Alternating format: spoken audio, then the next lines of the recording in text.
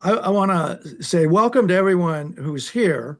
Thank you so much for coming. This is really uh, an important meeting to discuss issues with regard to the Arroyo Seco water reuse study or project. This is a project that's been kicking around for quite a long time. It has a couple of important treasures, environmental treasures that uh, deserve a lot of protection and respect. And I think a lot of us are very concerned that the environmental character and the nature of those very rare areas in the Arroyo Seco will be degraded by the project. And so today we're going to talk about a lot of the findings from the draft environmental impact report. There's really not much in the way of change from previous planning that's gone on, although there are a few minor tweaks that people should know about. But it didn't really respond to the kind of public concerns that have been raised in previous meetings in the last 2 years or so. So we want to, for those who don't know, we want to point out that the whole reason for the environmental impact report is due to the diligence of Clara Solis and the Save San Pascual group.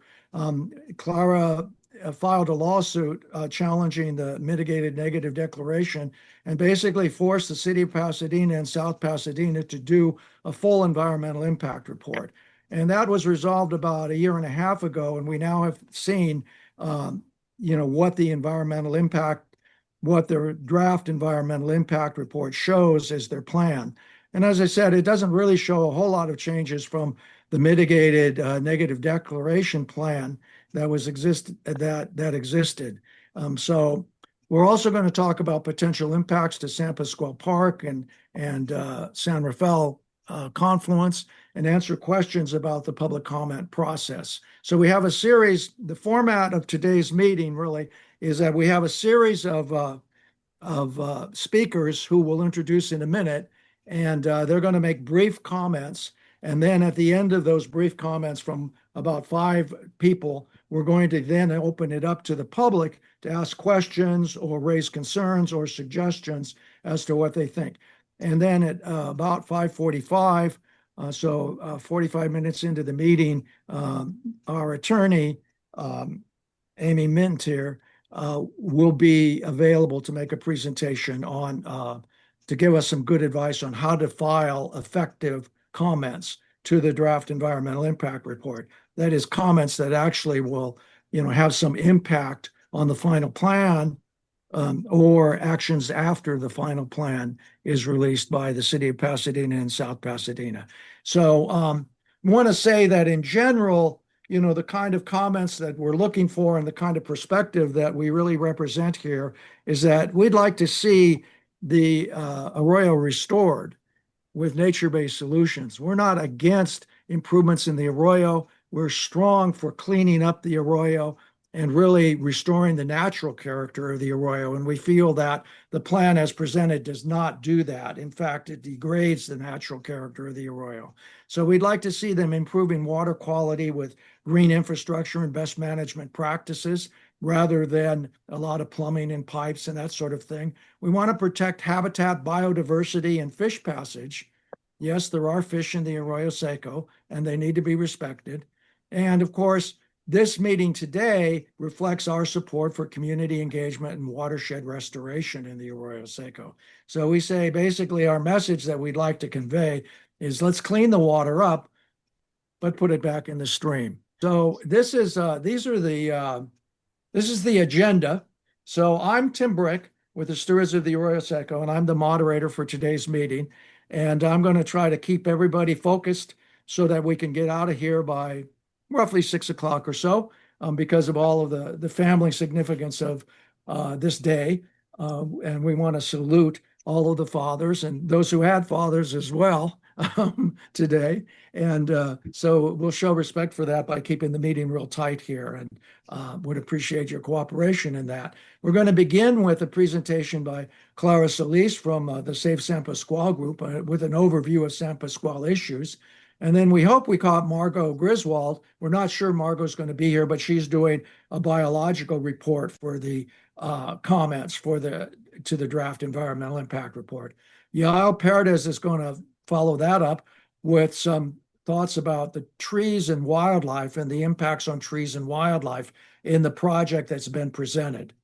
Ken Cools, a veteran engineer, is then going to report on groundwater-related impacts on water quality and flood control structure.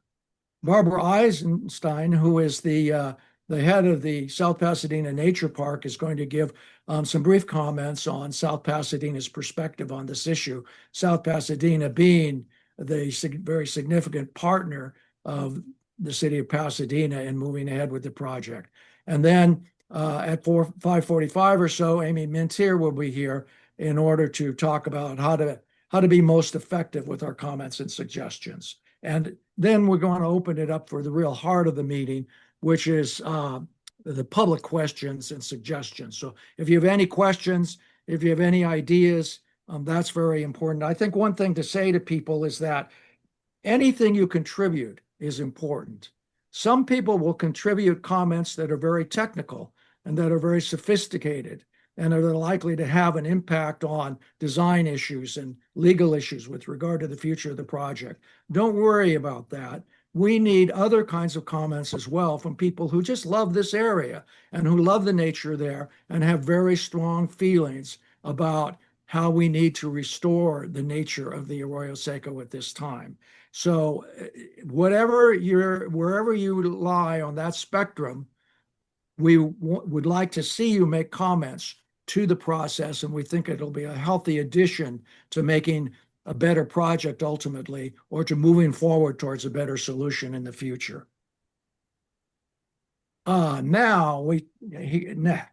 I turn it over here to Clara Solis, who is the chief of the Save San Pascual group, and has really been a terrific leader and defender of San Pascual and the Arroyo Seco itself. So with great pleasure, I introduce Clara Solis. Clara, it's your turn. Thank you, Tim, and thanks for putting this together on this Father's Day. I just wanted to show a map of what we're talking about, because sometimes there's confusion that this is actually part of San Pascual Park. It is, the assessor's map shows it's part of San Pascual Park, and it has been used for decades. I've talked to people whose kids used it, who they used it since the 1940s. And we want to be clear, they're going to be taking a part of our Los Angeles parkland. A part of our parkland was already taken for the ballpark parking lot and for the street of Stony Drive. This new project will take a ½ acre of San Pascual parkland. And we're really, when we first heard about it, a big concern was the trees, that it was going to take down so many trees. There was also concern about connectivity for wildlife. If you could go to the next slide, Tim. Sure. Connectivity for wildlife, because this is a corridor all the way from the San Gabriel Mountains, and wildlife needs covered areas where they can hide and where they can catch fish. This project, the San Pascual site, is a listed as a federal wetland. It has riparian habitat. I'll go more into it. It's coast live oaks, sycamore woodland, and animals use that. The heron, our beloved heron from San Pascual Park, is out there fishing in that wetland. And over 4,000 residents in our community have signed letters opposing this project, and our council member Jurado is now opposing it and is proposing a resolution. The Gabrielino Band of Mission Indians were identified in a sacred land search by the Native American Heritage Commission, and they have wrote a letter saying they are opposed to the project and that this area is sensitive. It's part of the Little Cajamonga, where a village was, and it contains sacred sites and tribal resources. And there are burials, and they told us to the city of Pasadena. And yet, if you go to the next slide. Next slide. Okay, great. From the EIR, it says threshold. Would the project disturb any human remains, including those interred outside of formal cemeteries? Less than significant impact. No mitigation measures are required. That's in their environmental impact report. And those are the kind of things that we need to point out when we look through this document. Not all of your comments have to be that detailed, but if you could go through it, and if you see something that's wrong, you can state it. Hey, this is incorrect, and here's the evidence contrary. The other thing I wanted to mention is that all the homes in the San Pascual Valley are within a quarter mile of the 110 freeway, and thousands of vehicles pass by each day. You tell me if I reach my time, because I can talk and talk about this. I know. Some homes are as close as across the street. Additionally, all the homes close to the San Pascual site are in Los Angeles except 6. There's over 70 apartment buildings in the San Pascual Valley, and a recent study found that one area of San Pascual had over 60% renters. Trees protect us from pollution and heat island impacts. And one thing that this never looks at is that even taking out, they just concentrate on tree removals. They don't concentrate on all the ground removal, the brush removal. That all has GHG impacts. And I think I've reached my 5 minutes, right, Tim? Just about, yeah. Okay.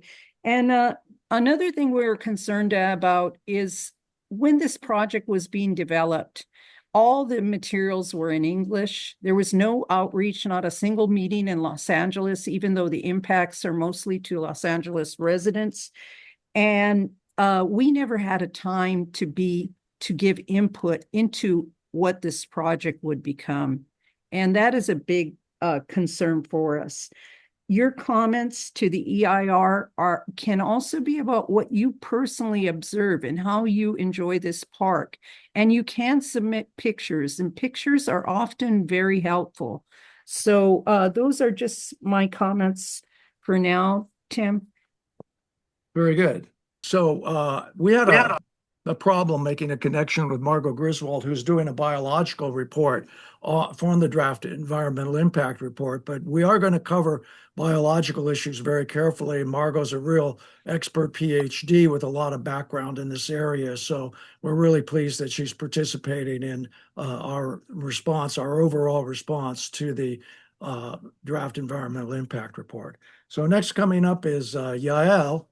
Talking about trees and wildlife. Yael is an activist with the Save San Pascual group and has a lot of important things to say about biodiversity. Yael, it's your turn. I'm going to share, okay? Is that okay? Yes. Thank you. Replace current share. There we go. Share. Let me know if you can see. First of all, this is San Pascual for those of you who are not completely familiar. It's a piece of long, with many, many trees. They counted 157 trees, but there are more trees than what you have as a number because many trees were not counted. I'm going to move to the presentation. So, stay down. Can you go full screen there? Yes, absolutely. And here we go. Okay, I'm going to go quickly with images and a little more about details later. This is one of the views. This is the temple tree. This is a 100-year-old tree. There's a stream. It's gorgeous. It's full of life, from tiny creatures to larger creatures like the heron and a coyote. This is, again, the gorgeous temple place where they're going to remove this tree and this sycamore and everything around it.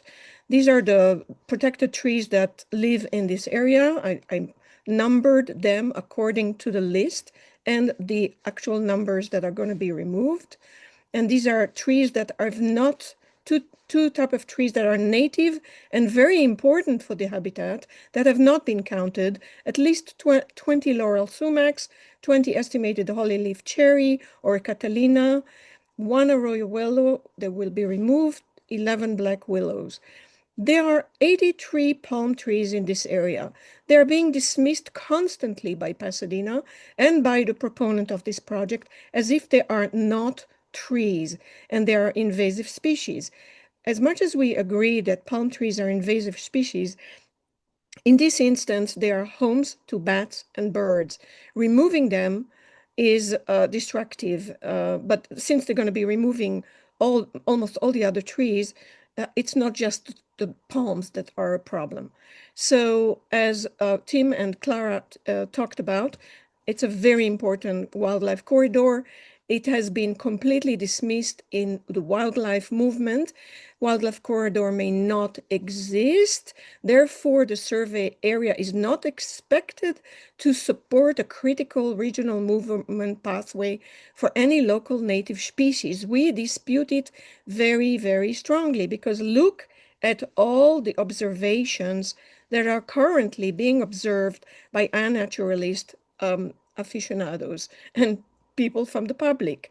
So it is teeming with wildlife, even though it is disturbed, as they say, and it is disconnected by streets, animals still exist there.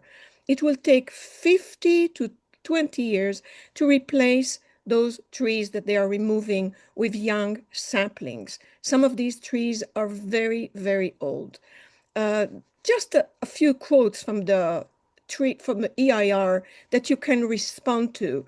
This area does not represent a native woodland community and does not function as a high-value habitat. We dispute this. A value habitat may be on paper just because it has a mixed variety of trees, does not exist as a value habitat. But for us, the people, and for the animals that actually live there, this is a very high value habitat for all the animals. Now, this probably says it all. The red dots are the protected trees that are going to be removed. The yellow dots are the non-protected trees, such as, pepper trees or other trees that are there. Many, the trees in green and a little bit of blue are the 27 trees that are going to remain in the area. So 86% of trees will be removed, along with all the creatures that depend on them. This is the impact of what will happen. This gorgeous forest will be dug up to 30 feet deep in order to create these two crater-like structures encased with some concrete in the bottom that Ken will cover better than me. And these are the dotted trees that are sparse that will be remaining. However, disconnected trees with impacted roots and a lot of shaking and dryness because the water source will be eliminated will not survive this devastation. And you've seen this picture before. This is what it looks like now. This is what it looked like as it is happening. We urge you to protect our trees. And I have much more information. If you want to contact me separately, please do so. This is my presentation. Thank you so much, Yael. Good job. Thank you. Ken Cools, our next speaker, is a veteran engineer, a senior engineer with lifetime experience with such important agencies as the U.S. Army Corps of Engineers and the Metropolitan Water District of Southern California. He's very knowledgeable about water-related issues and is going to talk with us about groundwater-related impacts on water quality and the flood control structure. Ken, you're up. Again, my name is Ken Cools. I'm a licensed civil engineer. I'll be talking about groundwater impacts and analysis. First of all, a little background on the groundwater. It's quite unusual. The distance between the planned ground surface and the groundwater is 2 to 6 feet in the San Pascual site and less than 10 feet in the San Rafael site. That's unique in urban areas. You rarely see groundwater that shallow. The bedrock is also shallow. It's less than 10 feet below the groundwater. So you have a very thin layer of groundwater before you hit bedrock. And bedrock is the basement. It's like your swimming pool bottom. It's what holds the water and keeps the aquifer up. The Arroyo Seco channel, on the San Pascual site, the channel invert is nearer below the groundwater. So again, the shallow groundwater intercepts the channel bottom, and I'll be showing you that in a few minutes. At the San Rafael site, the channel invert is just above the groundwater. So basically the Arroyo Seco channel floats on top of the aquifer, if you will. There'll be increased groundwater levels due to infiltration, and they'll result in hydrostatic pressures that could damage the Arroyo Seco channel. Additionally, groundwater mounding will occur. That's where the groundwater will raise up at both sites. And the LA County Flood Control District says that really you need 10 feet of separation between the infiltration, elevation, and the groundwater to get bioremediation. And what you can see from the above information is you don't have that 10 feet at either site. So you have insufficient distance to protect groundwater quality. And I'll again be showing that a little bit more. This is a graphic out of the EIR, and I'm going to focus on the wall damage that is already occurring on the Arroyo Seco. Here's an aerial image of the Arroyo Seco. This is the toe of the Arroyo Seco channel wall. This is where the trapezoidal wall meets the invert, the flat invert. And you can see there in that green, you can see that the water is already leaking.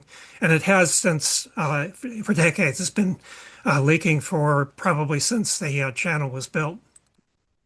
This is an image taken in the channel.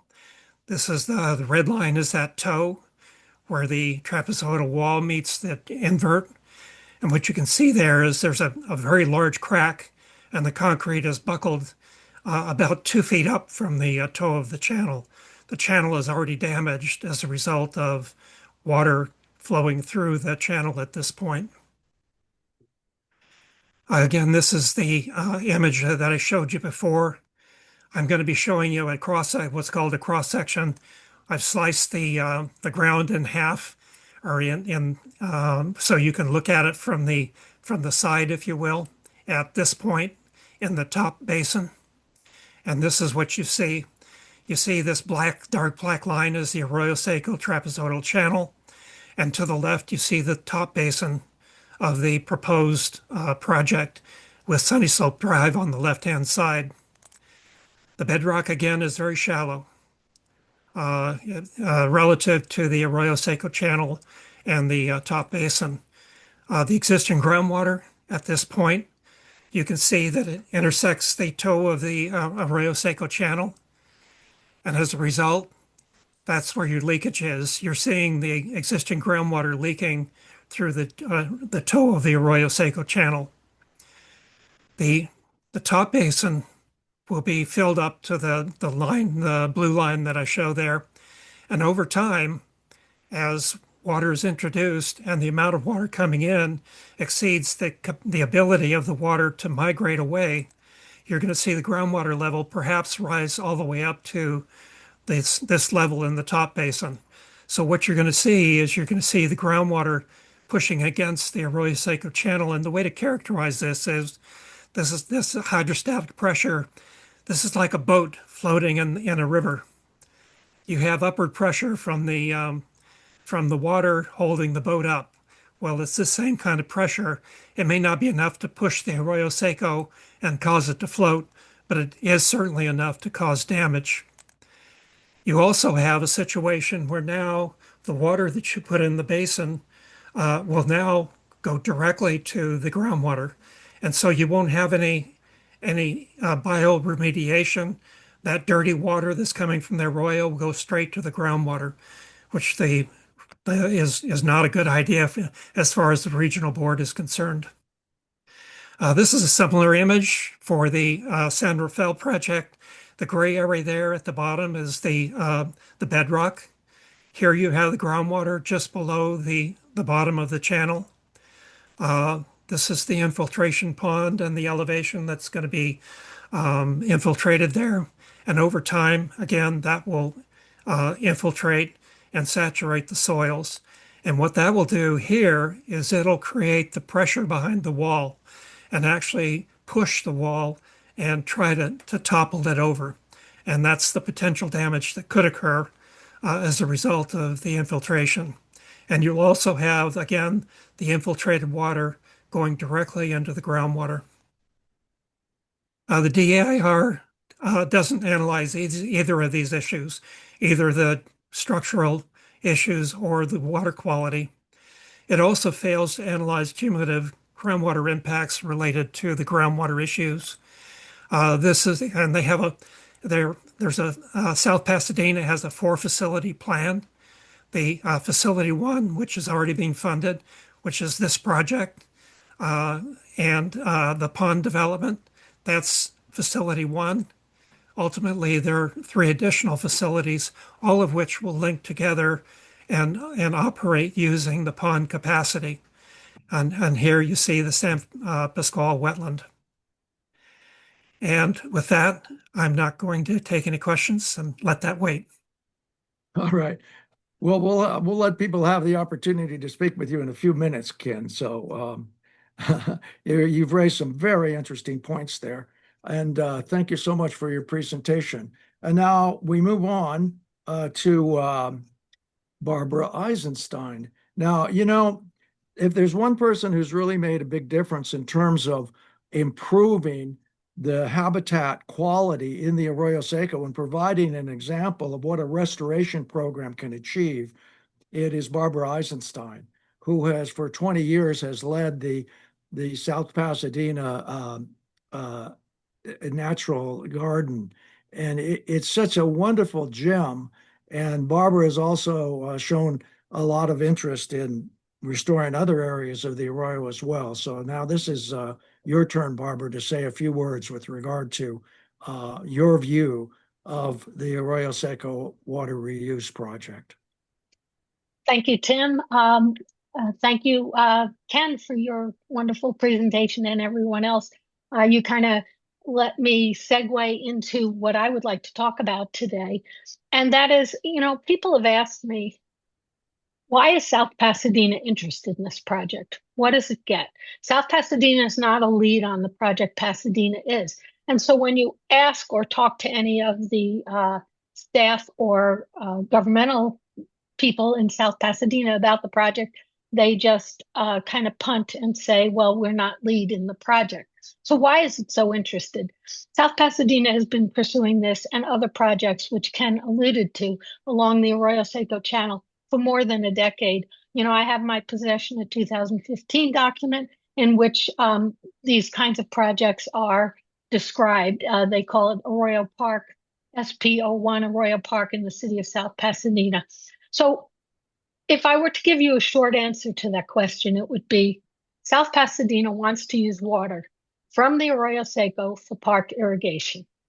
I've tried hard to find out what our city is currently using from the diversion in the San Pascual wetlands, and I get contradictory information when I look at the documents and studies, and the city has not given me answers as to how we water our golf course.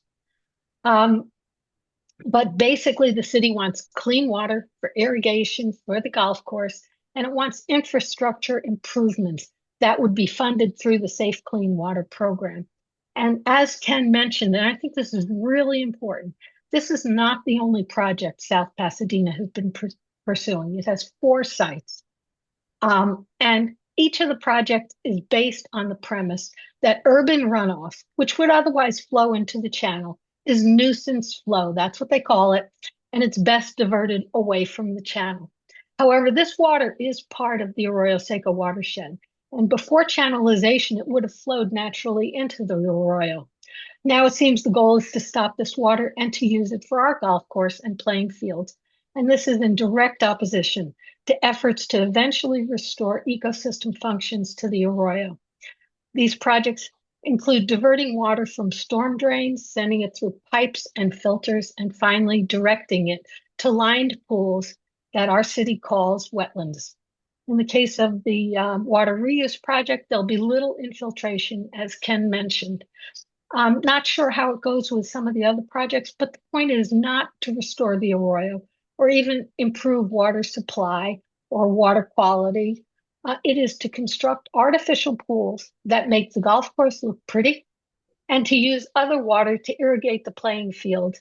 It is actually a water grab. So of the 4 projects, we have this one. There's another project, which is they call, the second one is the stormwater capture basin and park improvements. This one, they're going to capture, they suggest that they would like to capture water. The existing baseball and soccer field would also be rebuilt with native trees and vegetation, and they have an underground detention basin holding water, groundwater that's captured, and use that for irrigating our parklands. Project 3 out of 4 is constructed wetlands at the Arroyo Seco golf course. Again, this project is the proposed design will increase the capacity of the existing wetland in the golf course and allow it to capture wet weather flows. So a lot of these projects want to go beyond just dry weather flow, and they want to be able to capture wet weather flow and use it so that we have very pretty parks. And the 4th one is the constructed wetlands at the Arroyo Seco golf course driving range, similar type picture. So to be clear, this is one project in a larger vision. It has little to do with actually cleaning the water in the Arroyo Seco or infiltrating and recharging groundwater aquifers. It has to do with giving South Pasadena free, clean water so it can have lush, green parkland. Thank you, Tim. Thank you. Thank you, Barbara. And now let's move to the heart of the meeting here, really, and that is to give the people who didn't make presentations the opportunity to say something or to ask questions or to raise suggestions as to, what you might want to propose as your comments to the draft environmental impact report. Could you use, if you'd like to say something or ask a question, please use the response buttons, the raise your hand, and we'll try to recognize you in order. Actually have a question. I can't figure out how to put on my reaction button. Can I just ask my question? Yes, please go for it. Yes. Wait, am I interrupting anyone? No. Okay. Those are amazing presentations. Thank you, everybody. For organizing this. I have some questions for Ken. So Ken, you kind of describe this situation where there's hydrostatic pressure building up. The groundwater level is already quite high. There's already this groundwater floodplain connection, which is kind of which is putting pressure on the existing concrete channel. So I guess my question is there a way, as an engineer, do you know of solutions to modify the channel so that the flood control function can still serve, but that we can enhance the groundwater floodplain connection in a productive way? Well, my answer is there might be, but they would be extremely expensive. You would probably have to replace the channel. But trapezoidal channels don't like to have water behind them. If you've ever been driven on the is it the 5 freeway by what's called the Glendale Narrows, you'll see that they have very large open drainage outlets that go into the river to relieve the hydrostatic pressure. That's one thing that you can do, is put a drain pipe, a very large drain pipe that will take that water and put it in the river. The problem is that what you're doing is you're taking dirty water out of the arroyo, you're putting it into the pond, and with a better drainage system, you'd be putting that dirty water back into the arroyo. So it's like it's a circular flow direction. It just doesn't make any sense. Do we remember that Army Corps study of the Arroyo Seco? And there were some preliminary or very conceptual ideas that they put forth for a number of sites along the Arroyo Seco. And I wonder if this site was treated and whether they proposed any improvements on this reach. They proposed a series of kind of templates for how to restore more natural conditions. This was the Corps of Engineers working together with the County of Los Angeles and the neighboring cities, LA, South Pasadena, Pasadena, La Cañada, Flint Ridge. And they proposed some different kinds, a variety of different ways to restore the ecosystem values in that area. But it didn't get specific as to, like, for instance, this area in particular. Although I think, your discussion and Ken's remarks really do raise an issue about the long-term viability of the concrete channel that's there. And particularly in this area, there's a lot of cobble kind of construction in the channel. And I think that the long-term health of the channel itself needs to be evaluated in terms of, how do we really create a natural and sustainable approach. And I think ultimately the question is that there's going to have to be some substantial changes in terms of expanding, buying back the floodplain and taking steps in terms of habitat restoration and natural means in order to restore a lot of the natural function of the Arroyo Seco. I think one of the things that came out of that core LA County study was that the ecosystem approach was a very viable approach towards future planning for the Arroyo. Now, regrettably, that project hit a bump in the road 10 years ago. It has now been reinitiated by the County of Los Angeles, which is working with us and some other groups as well, and the local agencies and stakeholders in order to try to move that kind of ecosystem planning ahead. And so thanks to Supervisors Solis and Barger, that there is a committee working on that, which some of us are involved in. Other questions, Yael? Or I'm sorry, let's get Mike Polka in here first. Hi, Mike. Hi. I think we all hate the existing concrete right now. I just hate for us to make another mistake and add more concrete. But I think what the cities are wanting is this is free money to them. And if they don't grab it, they lose out and they can't solve the issue. So how can they grab the money and solve the issue without adding more concrete? I think we all want to restore the river as well, but that money isn't here right now. So what is the city? How can the city take advantage of the taxes that they're able to get? Well, you're asking a very profound question, and it's a very big question all throughout Los Angeles County, because the county established a stormwater management program with Proposition or Measure W in 2018, and they're taking in $280 million a year for stormwater programs. This program, it should be clear, is not a stormwater program. In fact, this is a program to treat dry weather flow. And so it'll have, some minor advantage in terms of reducing the bacteria count. But they're going to use a lot of mechanical equipment to do that.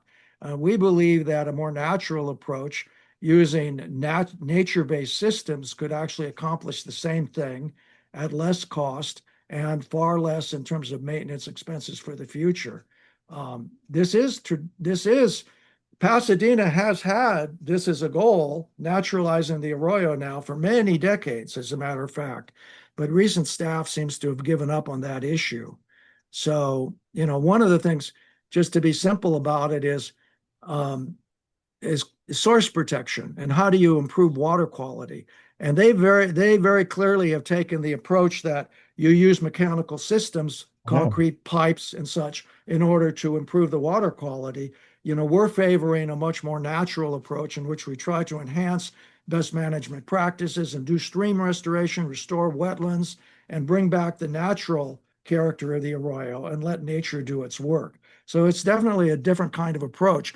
There's really no reason, though, why Measure W money can only be spent on, the kind of approaches that they're talking here. As a matter of fact, Measure W money is supposed to be spent for nature-based solutions.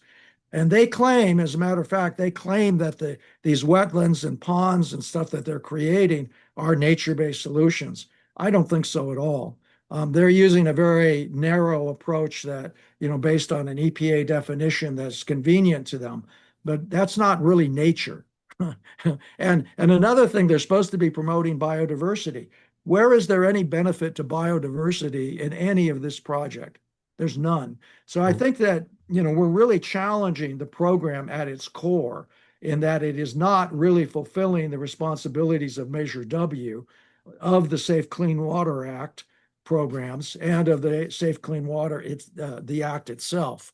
So you're raising a good point, Mike. Has an alternative proposal been given to them that's more nature-based? We've been talking with them for 2 years about this, and that's why we're very disappointed with the draft environmental impact report.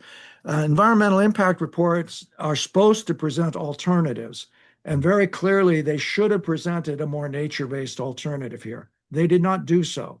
That is a very severe flaw in the draft environmental impact report, that they did not consider a truly nature-based solution.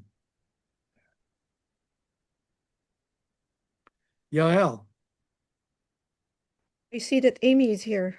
Do you want to? Hi, Amy. Do you want to let Amy? Well, let's do a couple of quick questions, and then we'll turn it over to Amy. Hi, Amy. How are you? Good to see you. Good. Go for it. Yael, quickly. The fact that they call it nature-based is really misleading. First of all, I want to talk about a couple more impacts that are not that are completely dismissed in the EIR. One of them is the amount of soil and debris excavation, ranging like 6,000 cubic yard and 6,600 cubic yard.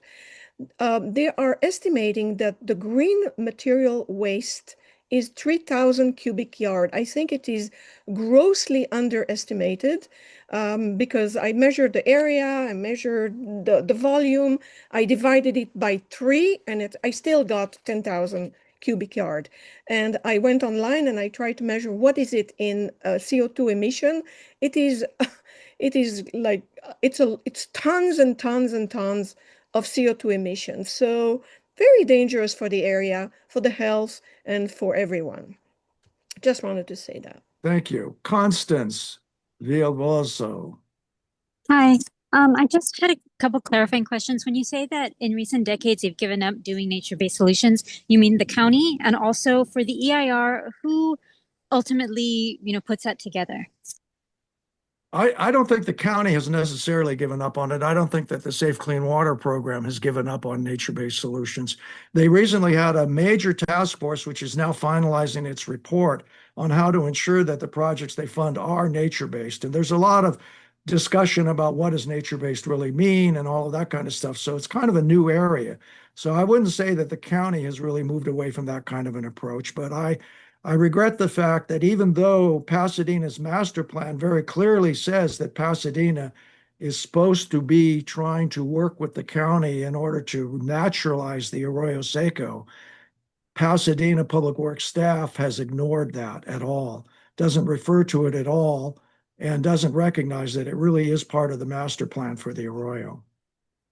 So that's an excellent question, and we really need to ask, Pasadena and South Pasadena and the county as well, what their position is on that issue. Thanks for that question, Connie. And now, this is great. Amy, you're just in time. Can you straighten us out? Can you tell us how to write the most effective comments to the draft environmental impact report, comments that'll really make a difference? Amy is our attorney, we're pleased to say. Hi, yes. So a couple of recommendations that we think are helpful for community members are, you know, things that you have personally observed. Your comments can focus on, I go to the park every day. It's used by numerous people. I see them all the time. Have you taken photos of wildlife there? Anything like that? Any wildlife you've observed? Any trees you've observed?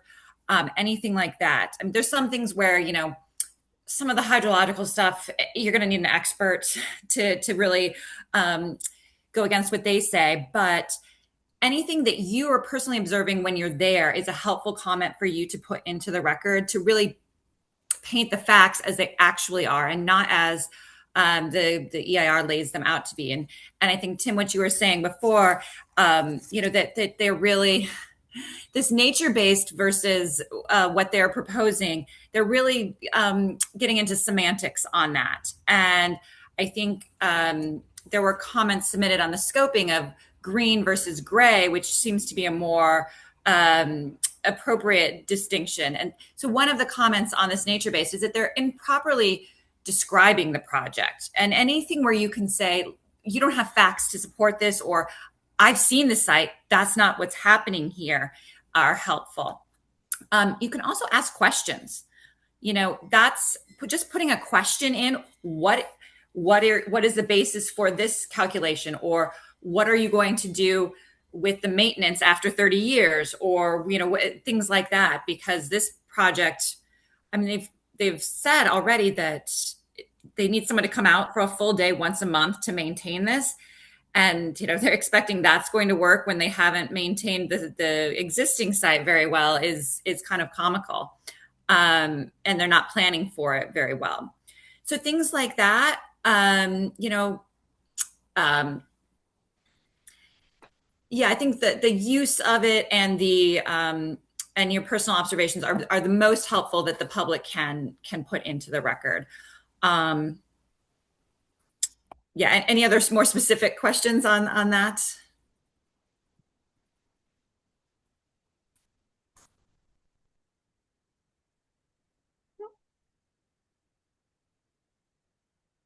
Yeah, I have some questions.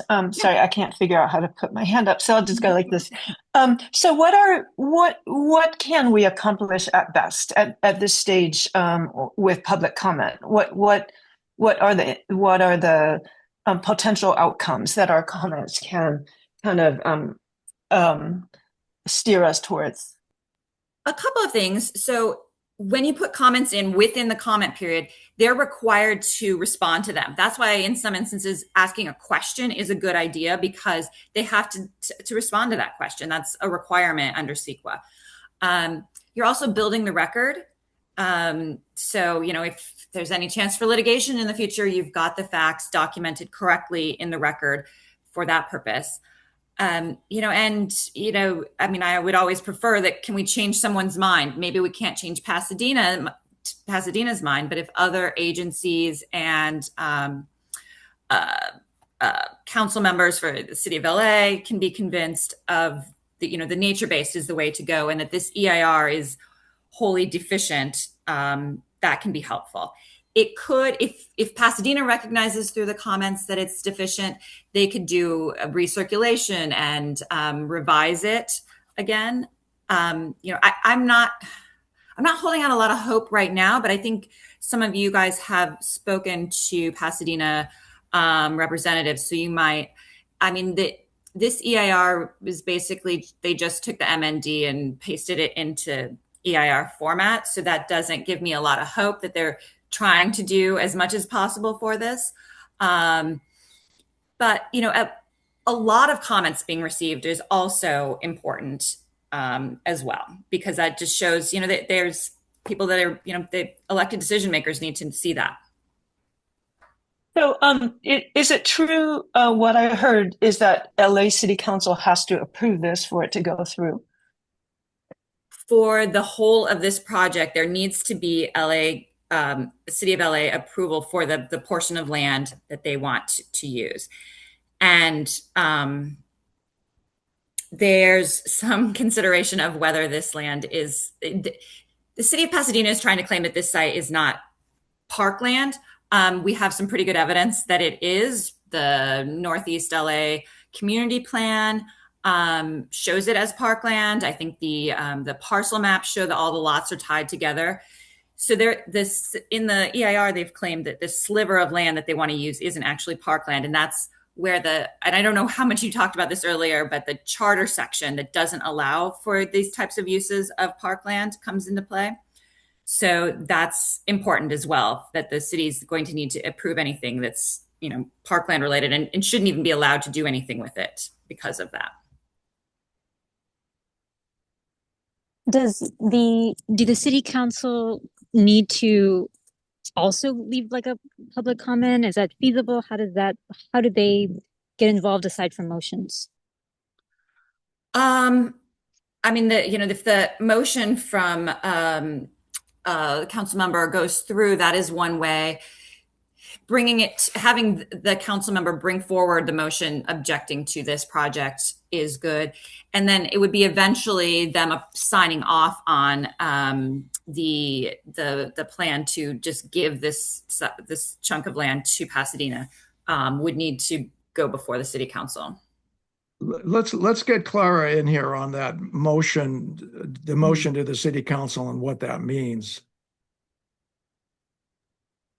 So the resolution right now has to go before the rules committee of the city of Los Angeles. Once it passes rules, then it goes before the city council.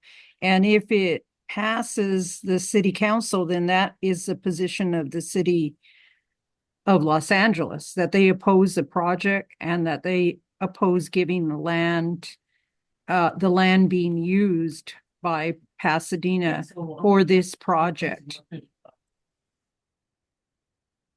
And is it currently, my understanding was that the city attorney's office is reviewing it right now. I think they're just waiting for rules committee to schedule it. So they have been promised it will be heard this week. Oh, great.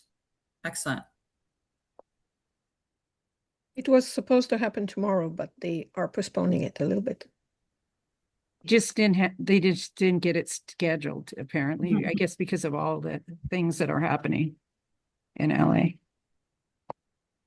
Oh yeah, and I hope everyone is doing okay with I know it's not right by you, but the fire spread, those toxic gases are spreading all over that area. That's it's awful.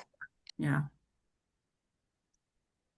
All right. Well, we're getting right towards the end of the hour, so we're right on schedule. Thank you so much. I want to thank everyone, first of all of you who came. Thank you so much for coming on a Sunday afternoon. We really appreciate your dedication and hope that we've given you some information here that will help you be effective in responding to the draft environmental impact report. I'd like to also thank each of the presenters who were so good and kind of kept pretty close to their time and did a good job in presenting a lot of important issues. If you have other issues, feel free to get back in touch with us. We're probably going to take this show, edit it up a bit, and repost it online so that other people can benefit from it. I think it's of that quality. I do want to let you know that there's a series of things that can be resources that can be helpful for people. Let me get to that page. All right, do you see the resource page there, resources for your comments? Yeah, we see it. Okay. So anyway, there's a lot of information on various websites, the Arroyo Seco website, the Safe San Pascual website, a lot of information. And here's the information about how to file, how to send in a DEIR comment. Make sure that you have it in by the date, July 2nd, 5 p.m. Got to be there at that time or it doesn't count. And send it to cmonday@cityofpasadena.net. Yael, did you have something to say? Quick question, Amy, do we know if we are able to get another extension for this deadline? As of right now, we just have to assume that the July 2nd is, I mean, they could grant an extension, but they haven't yet. So we just go forward with that. And one other thing on submitting these comments, just another thought I had when I saw these links, that's something you can do in your comments is to link to websites that have data that's helpful to support your opposition, and just have it noted that it's incorporated by reference when you include those in your comments. All right. Well, very good. Thanks again. And stay in touch with us, and we'll try to stay in touch with you as to whether there's an extension or not. But I think at this point, we really need to make sure that we meet that July 2nd goal and not take a chance on not meeting it. So please take steps to get your comments in. We'll let you know if there is an extension. That would be beneficial if there was, because a lot of these issues, it's something like, how many is it? 1,500 pages in the final environmental impact report. It's really an impossible kind of thing to look at. So I think it does deserve, more time for the comments, but we need to work as if July 2nd is a fixed, deadline at this time. So thanks again for attending, and please stay in touch with us. Good evening. Thank you. Thank you so Thank much, you. everyone. Yeah, thank you, everyone. Yes, Thank you. thank you. Thank you all. Thank you.